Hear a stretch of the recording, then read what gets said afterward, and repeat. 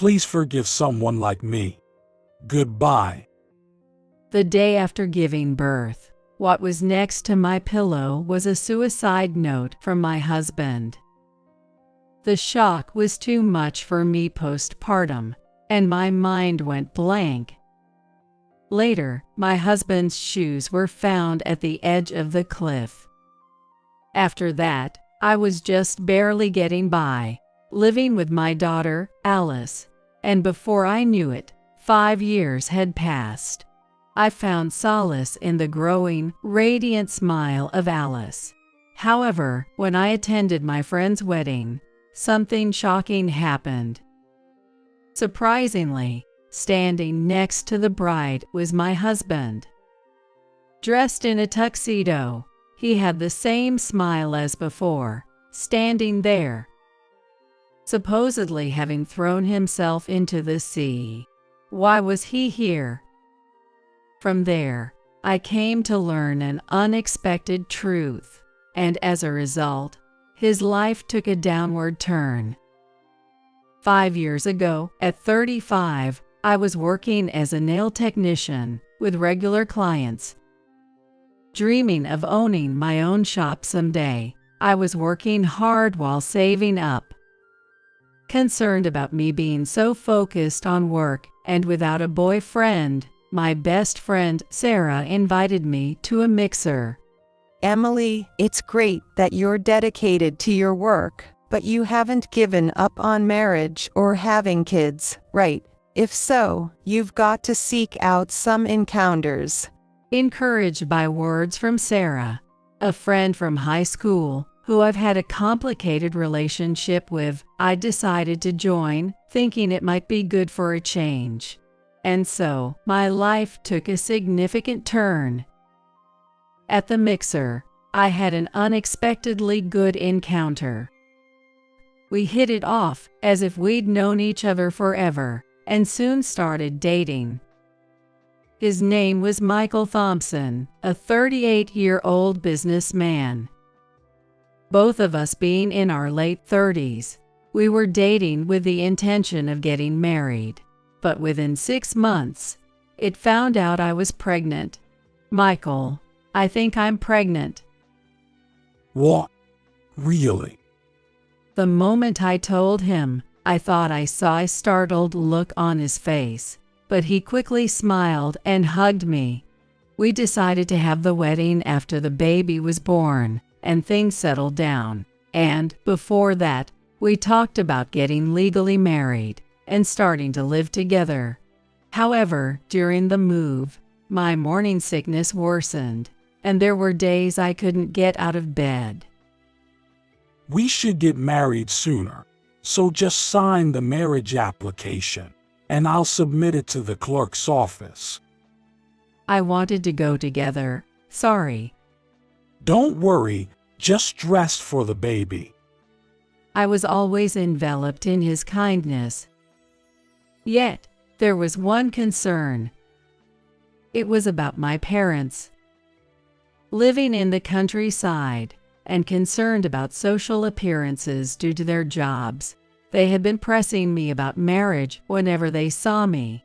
I can't stand that, and I had stopped contacting them for a while. But when we announced the shotgun wedding, I'm expecting some disapproving looks from them again. As expected, when I contacted them, my father yelled, "It's shameful, don't come back home." Though I anticipated it, such a situation still brought me down, compounded by morning sickness, making every day gloomy. I gradually started missing work, spending most of my days in bed, unable to handle household chores, and settling for the bare minimum when it came to meals. I'm sorry, I couldn't do anything today either. Test again. As days went by, Michael, who was supposed to be kind, began to change. Even though I was in the midst of a blissful newlywed life, and we were about to welcome a baby soon, things hadn't turned out the way I envisioned, and all I feel was a sense of urgency.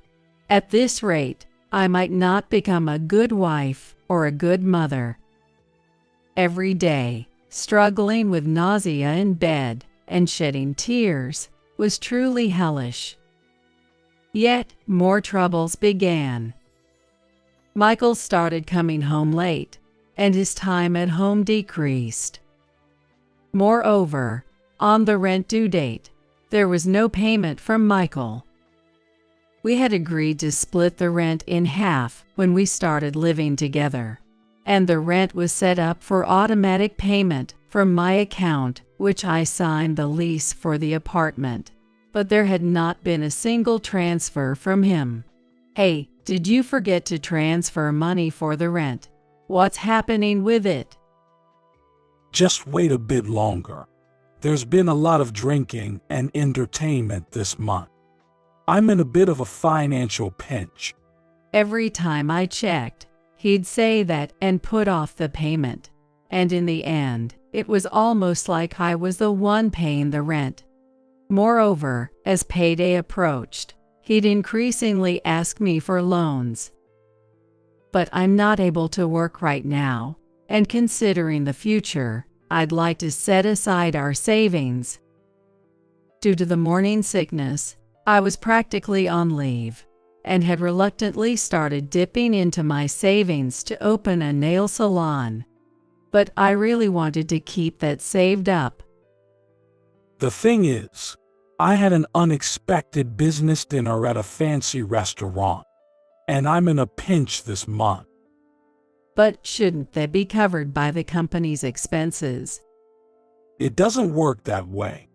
Plus, landing this contract now could significantly affect my promotion. Please.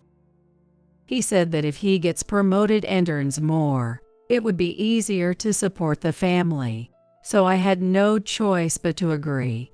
But then I noticed an unfamiliar watch on Michael's wrist. Hey, where did you get that watch? Notice? Cool, isn't it?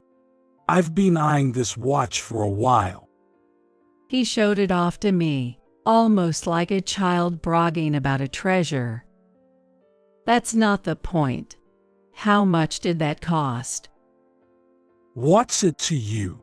I bought it with my own money. Stop nagging. Despite me paying the full rent and even lending him money, what was he thinking? I couldn't help but snap at him. Before spending money on such things, you should have discussed it with me. You're about to become a father. When I, usually quiet, unexpectedly raised my voice, he looked surprised and then awkwardly apologized. Sorry, I'll be better from now on, okay? Seeing him apologize sincerely made me wonder if everything would be all right once the baby arrived, but I had a vague sense of unease.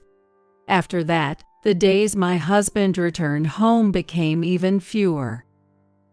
And as the pregnancy entered the late stages, an unexpected situation arose during a prenatal checkup. What? Hospitalization? From now? At the checkup, they said it's a threatened preterm labor. There were still about 2 months to the due date, but the doctor advised me to be hospitalized to keep the baby in as long as possible. I was taken aback by the sudden turn of events, but determined to do my best to protect my baby, so I have mentally prepared myself for a long-term hospitalization. And there I was, on the bed, looking forward to the birth of my unborn baby. But admittedly, the days of doing nothing but rest were boring. During this time, my salvation was my best friend Sarah visiting me often. She was currently working at a detective agency specializing in infidelity investigations, and would make me laugh by sharing funny and interesting stories from her work, within the limits of what she could tell. So, cheating always gets discovered, huh? That's right. When I fell silent, Sarah looked at me intently. Don't tell me Michael is cheating. It's not like that, but I ended up spilling all the incidents that had been bothering me. Leaving home that often, Michael's actions are suspicious. Seeing Sarah mutter with a serious expression, I thought, I knew it. Deep down, I had been suspecting it, but chose to look away. Just to make it sure, did you confirm if your marriage application was actually submitted? What? I haven't checked it, but no way that could be. Sarah's unexpected words shocked me. I had never harbored such doubts. Some men do that. I'm not sure about Michael, but it's better to check it. Torn between feeling wrong to doubt my husband and wanting to clear my uneasy thoughts, I was indecisive. Then, Sarah suddenly stood up. An administrative proxy can check it, so I'll go to the clerk's office right now to find out for you. It's better to clarify these matters. She had me write the necessary documents for a proxy application and quickly left the room with her bag. It's okay, the marriage application must have been submitted. Just confirming that will ease my mind. Waiting as if to reassure myself, Sarah returned within an hour. Here. What she handed me was my family register, and there was no record of me being married to Michael. This can't be. Then, why not ask him directly? And so, I decided to ask him when he visited the maternity wardroom the next day. When he arrived, he was smiling as usual. Despite my conflicting emotions, I knew I had to clear things up for the sake of our child. Hey, did you actually submit the marriage application? What? His face changed color instantly, and he fell silent, seemingly deep in thought. After a while, he began to speak. To tell you the truth, I wanted to submit it together with you, so I decided not to go through with it. He went to the clerk's office, but he changed his mind, thinking my condition would surely improve soon. Then you should have just told me that at the time. I know, but after that, a lot of things happened. He got wrapped up in some financial troubles, which also led to him being unable to make rent payments. Feeling inadequate about becoming a father. So, I wanted to wait until this matter was settled before having a proper conversation with you. I couldn't say anything to him as he spoke with a downcast face. I'm sorry for making you anxious, especially with our child on the way. At that moment, he began to cry, and I could only pat his back. I had no idea he was going through such a hard time in silence. As his wife, I need to support him. After that, my husband rarely came to visit and stopped responding to my messages. I thought maybe he was too embarrassed and needed some space, so I decided not to press the issue and just wait. Despite everything, my belly continued to grow, and the day of delivery has finally arrived. I've started having contractions in the midnight, and by morning, our daughter was born. A healthy baby weighing over 6 pounds and 9 ounces. I managed to contact Michael, and he came, but he seemed distant and wouldn't make eye contact with me. It surely bothered me, however, after enduring a challenging night and facing the proof of overcoming intense pain, I felt an overwhelming sense of happiness that made everything else fade away. Holding my small, helpless child, I was overwhelmed with emotion and tears of joy. I'm so glad you were born safely. Michael held Alice with a complicated look on his face. The day after giving birth, what was next to my pillow was a suicide note from my husband. To Emily, you might be surprised by this sudden letter, but these are my true feelings. The letter was filled with his agonized cries. At that time, he hadn't clearly explained, but it turned out he had fallen victim to a scam, lost all our savings, and was being chased by debt collectors. Thinking of our upcoming child and family, he saw no other way out. If I continue to live, I'd just be a burden. That's why I intend to jump off a famous cliff known for suicides. Please forgive me. Goodbye. His last words were shocking, leaving me unstable after giving birth, in a daze. Rushing to the police, Michael's shoes were found at a famous cliff, presumed to have jumped into the sea, leaving me in tears. Despite a search, his body was never found. His whereabouts remained unknown, and I filed a missing person report, holding onto a sliver of hope that he would return someday. Before I knew it, 5 years had passed. During this time, all I could do was struggle through life, holding Alice.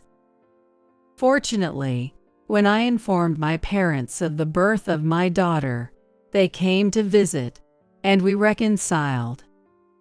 Thanks to my parents doting on my firstborn daughter Alice, I managed to get by even as a single mother. Now I'm balancing childcare and work, fighting to achieve my dream of opening my own shop. Sarah has been a great support, frequently visiting and taking me and Alice out for shopping and fun. Then an invitation from a high school buddy, Olivia Johnson, reached to me. In high school, Olivia, Sarah, and I were always together. Olivia, a CEO's daughter, had moved to Japan after high school due to her parents' business, and we had lost touch since then. She had returned to the United States before we knew it, and we were really surprised when we received an invitation to her wedding reception. Olivia's getting married. I wonder who the lucky guy is. Sarah called me excitedly, but I had no idea either. Maybe she met someone in Japan, or perhaps he's some corporate heir. We were both looking forward to reuniting with our friend after so long. On the day of the wedding, the venue's luxury and decoration were a testament to Olivia being a CEO's daughter. I remember Michael used to work for a company under the Johnson Group.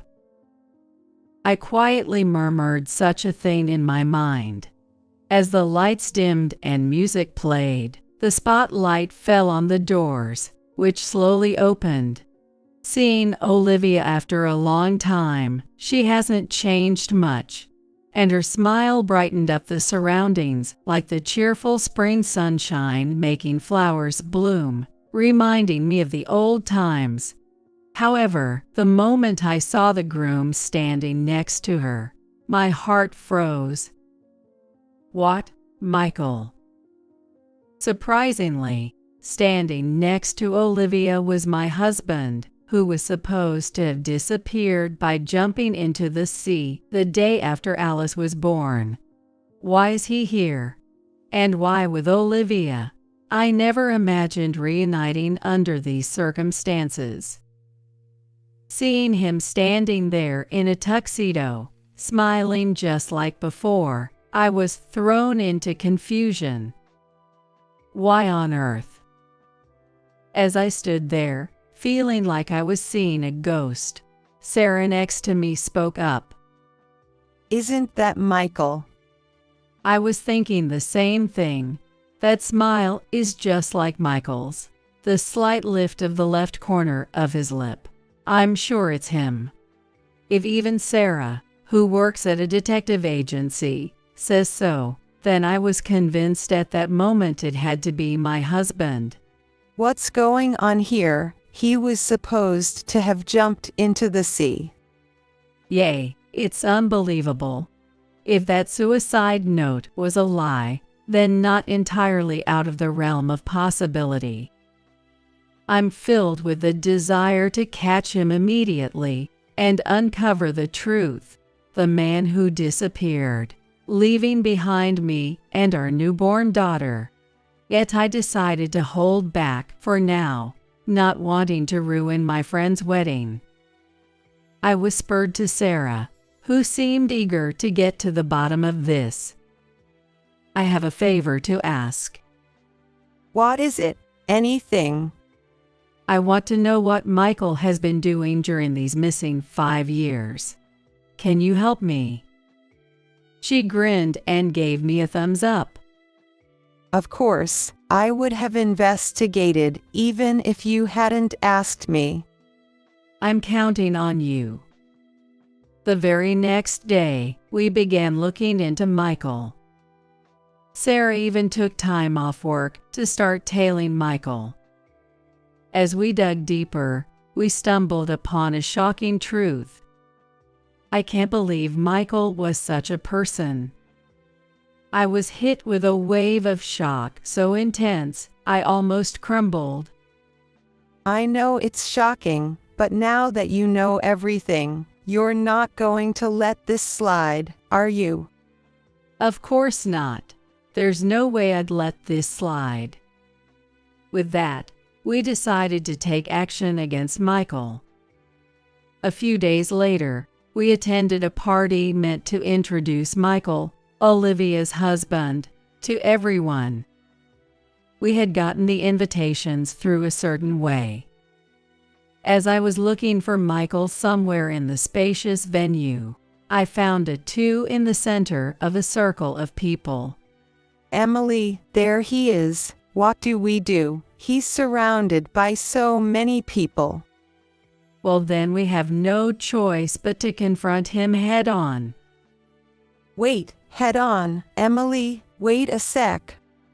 Not even hearing her restraint, I took one step closer to him, clacking my heels as I went. As I came into Michael's view, his surprised expression froze. As I approached with a smile on my face, Olivia noticed me and said, "Emily, thank you for coming today." "You're welcome, Michael, long time no see." As I smiled at him, his face, which had been smiling until then, suddenly contorted. "Michael, why are you here? Weren't you supposed to have jumped off a cliff?" My loudly feigned surprise drew the attention of everyone around us. Olivia also pressed, "What's going on? Michael, you know Emily." Well, that is. The sudden turn of events caused a stir, and Michael started to panic visibly. "Olivia, you might not believe this, but listen. This man, Michael, was supposed to be my husband up until 5 years ago." As Olivia grasped Michael's chest and shook him violently, asking, "What does that mean, Michael?" He just looked bewildered, with his eyes rolled. There I laid out the events of 5 years ago for everyone to hear, not hiding a thing. How he disappeared the day after I gave birth to our child, leaving behind a suicide note before jumping off a cliff. Ever since, I've been living my life to the fullest. The murmur in the room quieted down, and I could tell everyone was listening to me. But if Michael is alive and well, that means the suicide note was just for show, right? I stood in front of him and pointed. "You left us because you wanted to marry Olivia." Michael, avoiding my gaze, turned pale. Whispers of "why would he go that far?" started circulating among the crowd. Olivia glared at him. "So you were dating both of us at the same time, got scared of the responsibility when I got pregnant, and ran away. You were actually planning to marry Olivia for her money." That's... Michael, pale as a ghost, desperately looked for a way out, but when Olivia's father showed up, he just sat down, cradling his head. I went on to expose his secrets. "Plus, it seems like you have debts from gambling since you were with me, amounting to over $50,000, right?" Olivia confronted him. "I never heard such a thing." And Michael started panicking. I was going to tell you. I swear. I had a plan to pay it all back. I was planning to tell you after I paid it all back. Was that plan to marry Olivia and become a CEO? Michael fell silent at my accusation, glaring at me sharply.